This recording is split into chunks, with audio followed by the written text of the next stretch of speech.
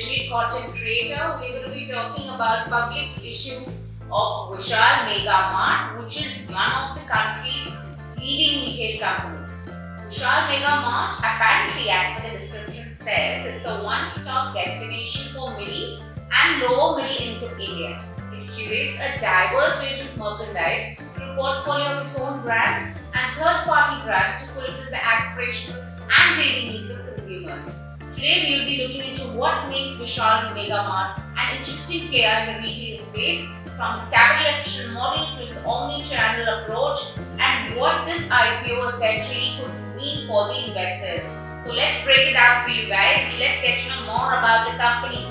Well, the details of the Vishal Mega Mart IPO first. It's a book build issue which has a total size of roughly 8,000 crore. The entire issue is an offer for sale, which means that the company is not issuing any new shares, but existing shareholders, which are the promoters, are selling in approximately 100 crore shares. The price band for the IPO has been set between 74 to 78, so investors will be able to bid within this range. Let's understand the important dates or key dates for Vishal Mega Mart IPO.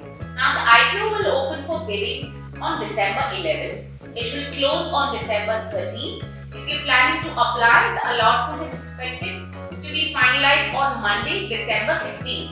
And for those waiting to see the stock hit the market, the listing date is tentatively set for Wednesday, December 18, 2024 on both the BSE and NSE. Let's talk about allocation. Let's try and look at the minimum investment requirement for the IPO. For retail investor, the minimum size is approximately 190 shares, which means an investment of around 14,000 odd rupees. For small and medium investor, the minimum lot size is 14 lots or 2,660 shares, which requires an investment of around 2 lakh rupees, roughly around that. For big investors, the minimum lot size is 68 lots, which amounts to around 10 lakh rupees. So depending on your category, the investment scale can vary significantly.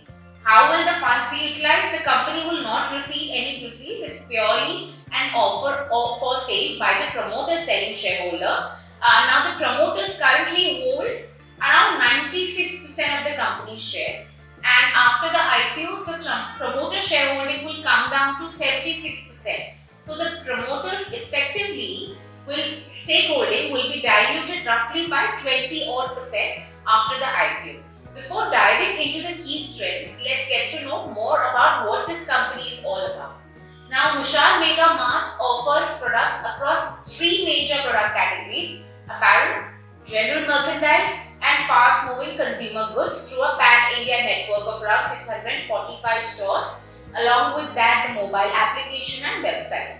It ranks amongst the top player in terms of retail sales area. Also, one of the top 2 companies offering same-day delivery in several cities. It's ranked among the 3 leading offline first diversified retailers in India based on the retail space. Now, the company is also the fastest growing leading offline first diversified retailers in India based on profit after tax for FY24, and among the top 2 leading offline first diversified retailers in terms of same-store sales growth for the similar financial year. Now, the company is currently operating in North and Eastern region, and it plans to enter into other regions to expand the pan-India presence in the country. Let's talk about the key strengths. The company serves a large growing section of the Indian population. Vishal Mega Mart is strategically positioned to serve a large and growing section of India's middle and lower middle income population, offering a large range of affordable and branded products to meet their daily and aspirational needs. As the country's middle income households continue to grow, the retail landscape in Tier 2 cities and beyond expands, with Vishal Mega networks of 451 stores, meeting increasing demand for quality goods. With focus on quality, pricing, seamless shopping experience, Vishal Mega Mart is tapping into 68 to 72 trillion rupees aspirational retail market, which is projected to grow significantly in the coming years. This shift towards organized retail provides a promising opportunity to build loyal customer base and further solidify the company's position in the market. Now let's look at the second point, diverse and growing portfolio of its own brands across product categories. Vishal Mega Mart holds diverse and expanding portfolio of its own brands across multiple product categories like apparel, general merchandise, and fast-moving consumer goods. The company offers a range of exclusive brands for men, women, children, infants in apparel as well as kitchen appliance, home furnishing, and lifestyle goods. In FMCG, its brand cover food products, staple, and non-food items.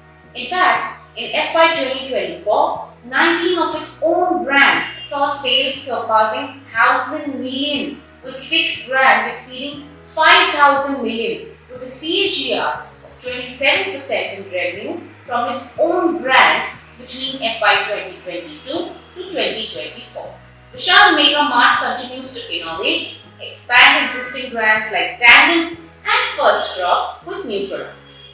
Alright, now let's look at the third point, which is financial. Vishal Mega Mart revenue has grown at a CAGR of 26% from FY 2022 to 24, increasing from 5,588 crore to 8,911 crore. The company's EBITDA, earnings before interest, taxes, depreciation, and amortization, has grown at a CAGR of 24.6% over the same period, rising from 803 to around 1,250 crore in FY 24. Its profit after tax has seen a significant increase of 50% from FY 2022 to 24, growing from 200 crore to roughly 460 crore. Alright, let's look at the fourth point, which is pan-India presence with a track record of successful store growth. Vishal Mega Mart operates a vast pan-India network of 645 stores, spanning across 33 Tier 1 cities, 381 Tier 2 cities and beyond. Ranked among the top 2 offline first diversified retailers in India, the company has consistently expanded its presence, opening around 35 new stores in the first half of the financial year 2024 and a total of 88 stores in FY 2020. Its closed 26 stores during the same period. Its continuous growth in key markets reflects its strong position in the retail sector. This widespread footprint allows Vishal Mega Mart to serve a broad customer base, including those in both urban as well as emerging markets. Now let's talk about risks. Third-party dependence for manufacturing. Vishal Mega Mart does not manufacture any of the products sold in its stores. In fact, it relies entirely on third-party vendors to produce goods under its own brands. These vendors are required to meet specific standards for product quality, design, and manufacturing. However, this dependence on external manufacturers poses a great risk. High dependence on 3 states for revenue is the second risk. Vishal Mega Mart generates a significant portion of its revenue from stores in Uttar Pradesh, Karnataka, and Assam. In fact, these 3 states account for 37% of its revenue from apparel segments across the product categories. Any negative developments in these regions could affect the company's overall business, financial performance, and cash flow. Third is a negative cash flow in the past. The company did incur negative cash flow in 2022-2023 but did show positive momentum in 2024. Now let's understand how does Vishal Mega Mart stack up versus peers. The company faces competition from existing retailers, both organized and unorganized, and potential entrants to the retail and consumer industry. The company also faces competition from online retailers and e-commerce marketplaces essentially. Let's take a look at how Vishal Mega Mart compares with the 2 other big names in the industry.